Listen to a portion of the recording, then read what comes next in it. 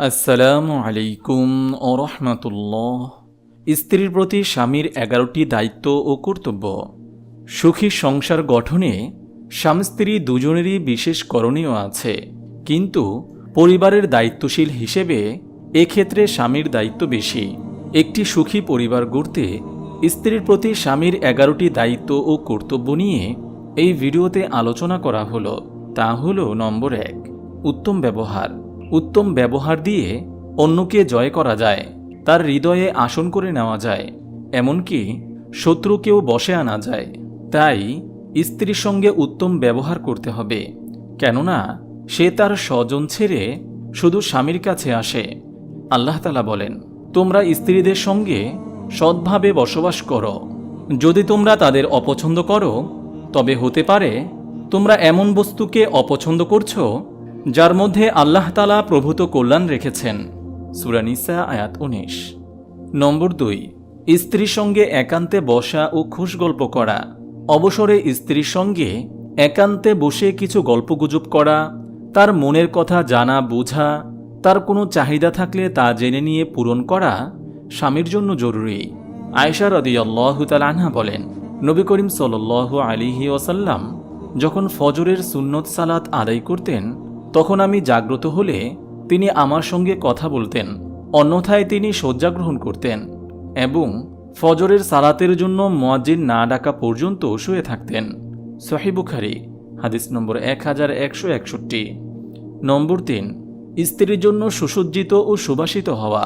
স্বামীদের করণীয় হচ্ছে নিজেকে সর্বদা পরিচ্ছন্ন ও পরিপাটি রাখা, কেননা অপরিচ্ছন্ন থাকা ও অপরিষ্কার পোশাক পরিধান করা স্ত্রীরা পছন্দ করে না।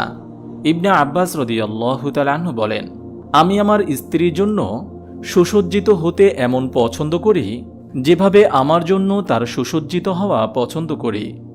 নম্বর 4, বাড়িতে প্রবেশ করে স্ত্রীকে সালাম দেওয়া। সালাম বিনিময়ের মাধ্যমে পারস্পরিক ভালোবাসা বৃদ্ধি পায়।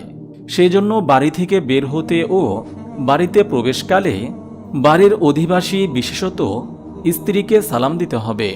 রাসূল সাল্লাল্লাহু আলাইহি ওয়াসাল্লাম ইরশাদ করেন, 3 ব্যক্তি আল্লাহর জিম্মায় থাকে, যদি তারা বেঁচে থাকে তাহলে রিজিক প্রাপ্ত হয় এবং তা যথেষ্ট হয়, আর যদি মৃত্যুবরণ করে তাহলে জান্নাতে প্রবেশ করে। যে ব্যক্তি বাড়িতে প্রবেশ করে বাড়ির লোকজনকে সালাম দেয় সে আল্লাহর জিম্মায়। যে ব্যক্তি মসজিদের উদ্দেশ্যে বের হয় সে আল্লাহর জিম্মায়। যে ব্যক্তি আল্লাহর রাস্তায় বের হয় সে আল্লাহর জিম্মায়। আবু দাউদ হাদিস নম্বর 2494।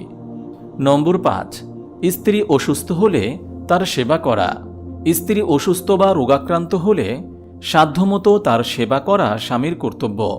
ইবনে ওমর রাদিয়াল্লাহু তাআলা আনহু বলেন, উসমান রাদিয়াল্লাহু তাআলা আনহু বদর যুদ্ধে অনুপস্থিত ছিলেন, কেননা তার স্ত্রী আল্লাহর রাসূল সাল্লাল্লাহু আলাইহি ওয়াসাল্লামের কন্যা অসুস্থ ছিলেন।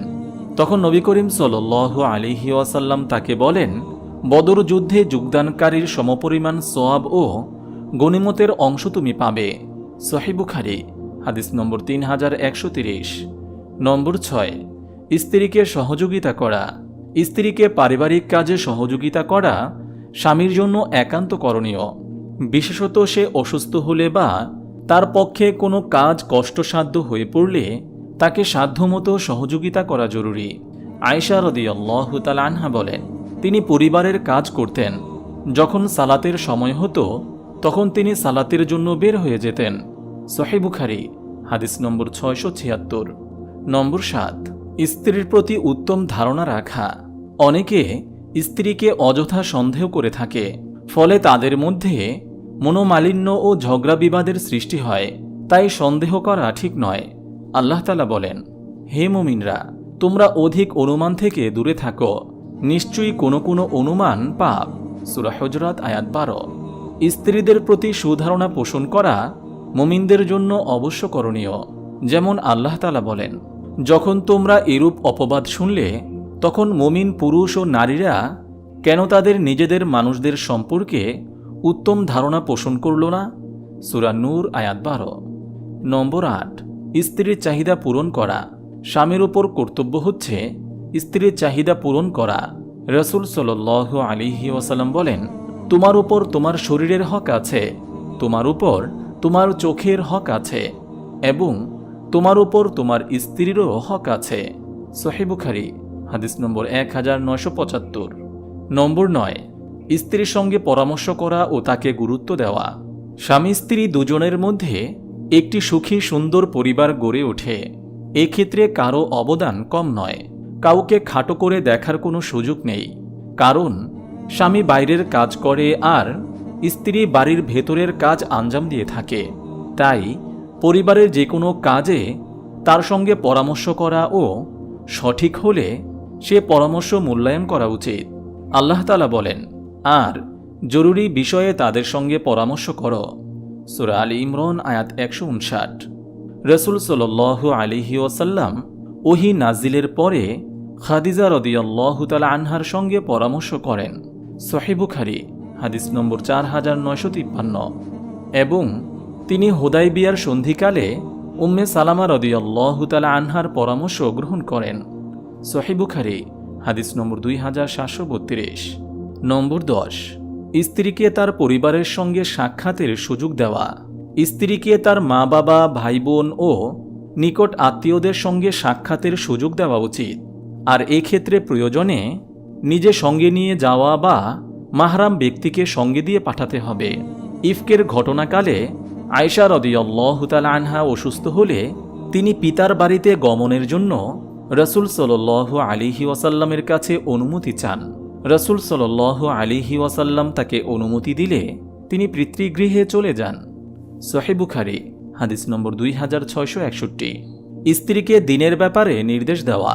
প্রত্যেক স্বামীর জন্য কর্তব্য হল স্ত্রীকে দ্বীনী কাজের নির্দেশ দেওয়া, যাতে তারা তা যথাসাধ্য পালন করে। আল্লাহ তাআলা বলেন, আর তুমি তোমার পরিবারকে সালাতের আদেশ দাও এবং তুমি এর ওপর অবিচল থাকো। সূরা তাহা আয়াত 132। নম্বর 11, মারধর না করা। স্ত্রীকে বিনা কারণে বা তুচ্ছ কোনো ঘটনায় মারধর করা উচিত নয়, বরং তার ত্রুটি বুঝিয়ে দিয়ে তাকে সংশোধনের সুযোগ দিতে হবে। আর মারধর করা রাসূল সাল্লাল্লাহু আলাইহি ওয়াসাল্লামের আদর্শ নয়।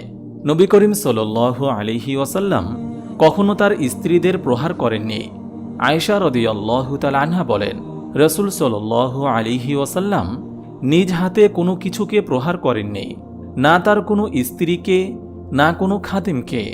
সহিহ মুসলিম হাদিস নম্বর 2328। মহান আল্লাহ তাআলা সমস্ত স্বামী স্ত্রীদেরকে তাদের দায়িত্ব ও কর্তব্যগুলো আদায় করার তৌফিক দান করুন। আমিন।